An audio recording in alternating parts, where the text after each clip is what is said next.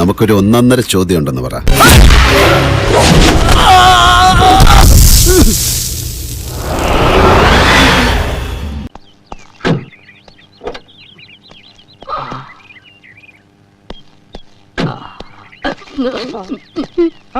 ഇപ്പോൾ മുഖ്യമന്ത്രിക്ക് ദീപാവലിക്ക് ഈ ആകാശത്തേക്ക് പറത്തിവിടാനായിട്ട് 5-6 റോക്കറ്റുകളും 3 അതെ ഇപ്പൊ 2 പുതുതായിട്ട് ചെയ്യാൻ പോകുന്നു. ഒന്ന് നെടുമങ്ങാട്, ഒന്ന് കാക്കനാട്. അപ്പൊ അദ്ദേഹത്തിന് വിശ്രമിക്കണം തോന്നിയാൽ ഇടയ്ക്ക് ചന്ദ്രനിലേക്ക് ഒന്ന് പോകാനായിട്ട് അത്തരത്തിലുള്ള പേടകവും.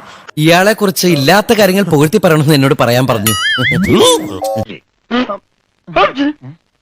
ഏറ്റവും ചുരുങ്ങിയത് ഈ റോട്ടിലൂടെ മുഖ്യമന്ത്രിയുടെ 20-30 വാഹന വ്യൂഹം വെച്ചിട്ടുള്ള ഷോയിൽ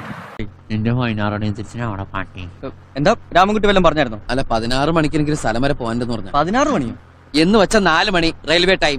88 ലക്ഷം ആളുകൾക്ക് ഓണക്കിറ്റ് കൊടുക്കുമെന്ന് പറഞ്ഞ് അധികാരത്തിൽ വന്ന സർക്കാർ ആകെ 6 ലക്ഷം ആളുകൾക്ക് മാത്രമാണ് കൊടുത്തത്. ആരംഭിച്ചു ഇനി പറഞ്ഞിട്ട കാര്യം നമുക്ക് വേറെല്ലാം പറയാം. ലോകത്ത് പല കള്ളുടിയന്മാരെയും കണ്ടിട്ടുണ്ട്, പക്ഷെ ഇതുപോലെ ഒരുത്തിന് ആദ്യമായിട്ടാണ് കാണുന്നത്. ക്ഷേമ പെൻഷനുകളെ പറ്റി വാദോരാതെ സംസാരിക്കുന്ന ആളുകളാണല്ലോ. എന്ന് ആരോ ചിലര് പറയുന്ന കേട്ടിട്ട് ഇവൻ വന്ന് എന്നോട് പറയായിരുന്നു. വെറുതെ ഉരുളാദാശനെ ക്ഷേമ പെൻഷനുകൾ മുടക്കം വന്നുകൊണ്ടിരിക്കുന്നില്ലേ? KSRTC പെൻഷൻ മുടക്കം വരുന്നില്ലേ? എന്തെങ്കിലും ഒന്ന് മുന്നിൽ കാണാതെ ഞാൻ പ്രവർത്തിക്കുമെന്ന് എനിക്ക് തോന്നുന്നുണ്ടോ? സഹകരണ വകുപ്പിലെ ജീവനക്കാർക്ക് അവർക്ക് കൊടുക്കുന്ന ഇൻസെന്റീവ് പോലും മുടക്കി വെച്ചിരിക്കുന്ന ഒരു സർക്കാരാണ് ഈ സർക്കാർ.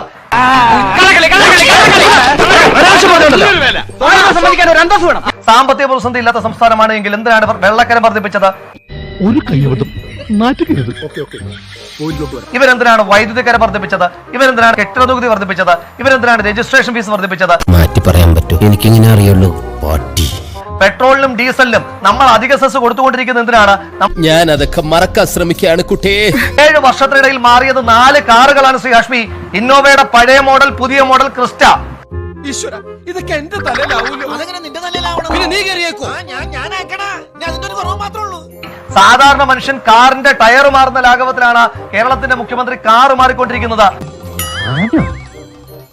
മുഖ്യമന്ത്രിയുടെ ക്ലിഫ് ഹൗസിനകത്തെ നീന്തൽക്കുള നവീകരണത്തിന് 32 ലക്ഷം രൂപ. അയ്യോ, അതിന്റെ ട്രേഡ് സീക്രട്ടാ, ഞാൻ പുറത്തു പറയില്ല. നമ്മുടെ നെഞ്ചത്തോട്ടങ്ങ് പാർക്ക് ചെയ്യാൻ പറയണം സാർ ഇവരുടെ ദൂരത്തിന്റെ ഹെലികോപ്റ്റർ. എന്റെ ബിസിനസ് എന്നൊക്കെ പറഞ്ഞ ഒരു തരം ചുറ്റിക്കളിയാണ് ശിവൻകുട്ടി. അറിയാതെ അബദ്ധത്തിലൊന്നും പോയി ചാടരുതല്ലോ, അതുകൊണ്ട് പറഞ്ഞതേ ഉള്ളൂ. എനിക്ക് പോയിട്ട് അത്യാവശ്യം ഉണ്ടായിരുന്നു. എന്നാ ഞാനങ്ങോട്ട്